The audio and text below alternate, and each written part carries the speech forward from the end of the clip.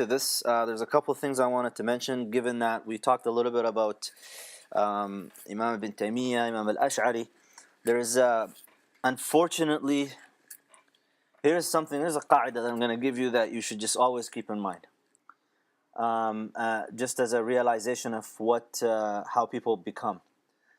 If you look at every zealot, every person that is an extremist in their ideology to a point to a dogmatism, type of dogma, if you go visit that person and look at their book collection and their literature collection, you'll find that for the most part, all their literature is from a single type of school. This is all they read. They minimize human knowledge and reduce it to a few individuals. It's even to the extent of they'll go as far as people that refute others. They will use their own people refuting other people rather than going to the other source and reading what they have to say. In doing so, they're being actually very academically dishonest about it. How do you know that that person is actually relating to, in fact, exactly what has been said by the other person? The classic, to me it's a classic example, and I'm going to use it all the time. The criticisms of Qasidat al-Burda by Imam al-Busayri, which I've looked at, it's actually embarrassing if you look at it from an academic perspective. The way they take the lines from al-Burda and explain them, it's definitely not what Imam al-Busayri said, even, let alone interpretation of what he said. And so when you don't read that and then you go and pick up somebody else's that you actually revere and reduce all knowledge to that person, you end up becoming a zealot. Imam ibn Taymiyyah and Imam Mohamed al-Ghazali, Imam al-Ash'ari, all these are great ai''imah. The characteristic of a Muslim, a general characteristic, is that we seek excuses for our brethren for up to 70 times. This is our nature. We do not seek to judge people.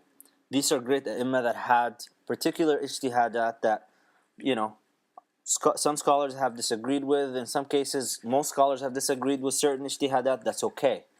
That's the job of mujtahidun. That's the job of major figures to deal with. Having said that, even with those major figures, unfortunately, you will find sometimes that they get a little bit, I can't find a word that would be more courteous to use, but sometimes they do step out of line. And Dr. Umar Farooq Abdullah, one of our great shuyukh of this time, he said that the crisis of this ummah is a crisis of adab. It's a crisis of mannerisms, which is true. We don't have adab al-ikhtilaf anymore.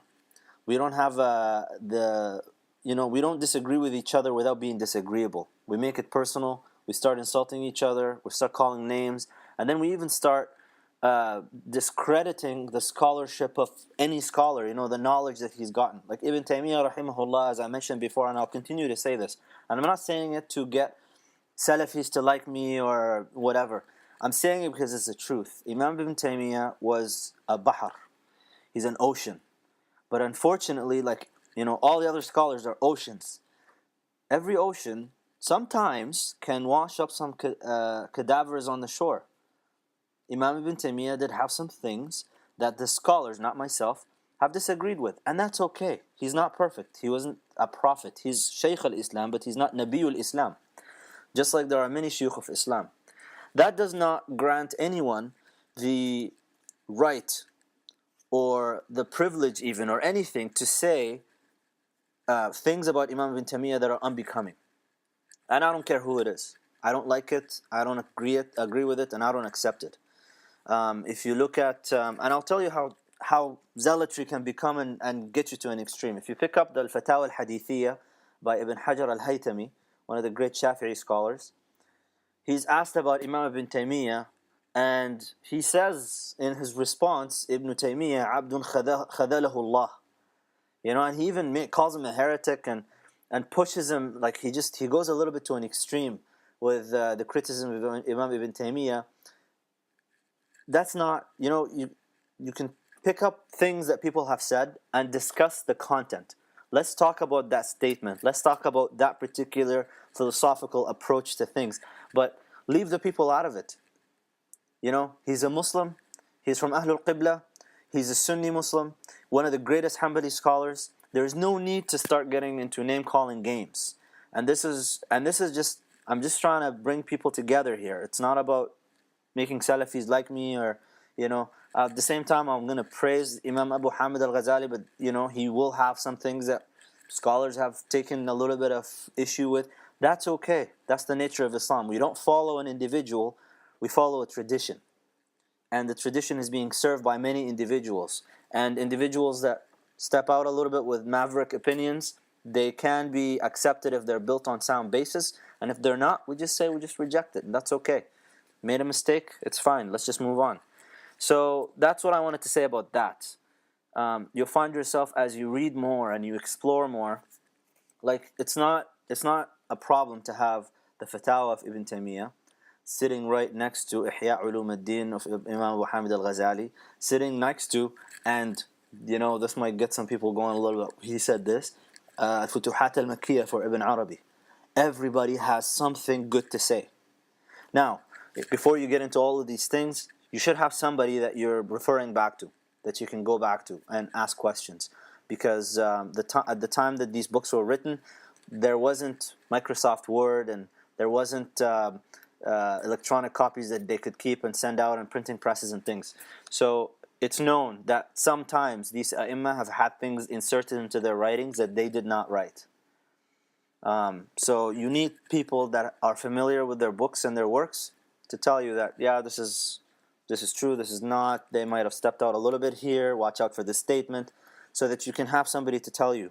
But if you go on your own and just do a little bit of what one of the shuyukh mentions called freestyling with the religion, you'll end up freestyling and people won't know where you came from or where you're going to. So that's what I wanted to say about that. I know I spent a little bit of time on it, but it's really important.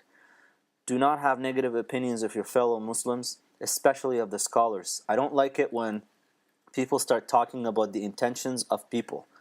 You know, with all due respect, one of the shuyukh that I admire a lot is Sheikh Sa'id Fouda. He wrote a refutation of a Risalat al-Nuriyya for Ibn Taymiyyah. He starts it off by talking about nawaya and things like that, and then you hear him talk, sometimes they start talking about intentions of people. If you understand what Ibn Taymiyyah was, you know, Imam Ibn Taymiyyah was trying to do, it's not about having an ill intention and being a hypocrite trying to destroy the religion. The guy's trying to protect it, and he saw something and he disagreed with it, and he rose up and spoke against it. So that being said, I hope that's clear for everybody.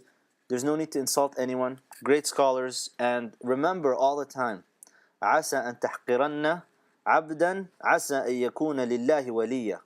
لا تحقرن عبدا عسى أن يكون لله وليا. Do not ridicule and make fun of or insult or any of that, or have animosity with a servant of a servant, that this servant might actually be a wali, a friend of Allah subhanahu wa ta'ala, and you don't know it. So إن الله يغفر الذنوب جميعا إلا أن يشرك به. Allah forgives all sins except that he may be associated partners with. And so we need to build that level of, you know, sa'at al-sadr, you know, just open our hearts a little bit and accept these things. And if you look at the West nowadays, the reason they keep progressing and things is because to them it's about content for the most part. They like to attack the content of the speeches and the books and things, and they break it down. And the person themselves, the intelligent ones, they don't attack the person. Once you have someone, and this is another qaida that you should have, if somebody comes and asks you, what do you think of Sheikh so-and-so? Or what do you think of Dr. so-and-so? Immediately know that who you're talking to is an ignoramus. That's an ignorant question. What do you mean, what do I think of Sheikh so-and-so? Give me a particular statement that Sheikh said, and then we can discuss that statement. But the Sheikh himself, mashallah, great scholar, friend of Allah, inshallah. We would love to be on his path. He's got, like, you know, just give good things, talk about good things. And with the dead, اذكروا محاسن موتاكم. Remember the good things about your dead. Don't remember the bad things. This is with Allah subhanahu wa ta'ala, and we're not sent as judges. So with